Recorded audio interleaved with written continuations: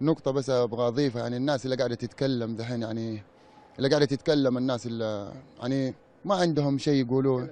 يعني يتكلموا محمد نور السنة هذه بيعتزل، محمد نور هل تؤيد يعني بدون ذكر اسماء، يعني هل تؤيد اعتزال محمد نور؟ يعني انا حاب اقول لهم ارتاحوا، يعني أنا لسه بدري على الكلام هذا، وأنا ما فكرت في الكلام هذا ولا حفكر في الكلام هذا. الحمد لله ما دام أنا واقف على رجلي، الحمد لله ما في إصابات، ما أظن إنه في أحد يقدر يوقفني. يعني أنا ما توقفت قبل عشان واحد يوقفني دحين، يعني بعد ما الواحد يعني أخذ الخبرة الكافية، يعني وأخذ يعني وعرفنا اللعبة كاملة. يعني إيش الغرض من الكلام هذا وذا؟ أقول لهم استريحوا، يعني بدري عليكم.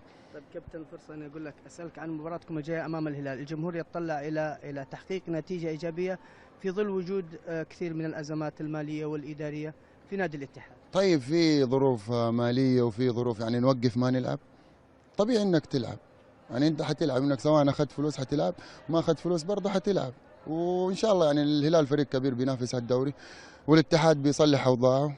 ودائما زي ما انت عارف، يعني المراكز ما بتدي للمباراه يعني اي يعني نقصان ولا شيء، بالعكس. يعني الاتحاد والهلال دائما يعني في كل الظروف بيلعبوا مباريات يعني قويه، ومباريات بتكون فيها نديه وبيكون فيها حماس، ودائما يعني صعب انك تتوقع ايش يصير في مباريات زي الاتحاد والهلال.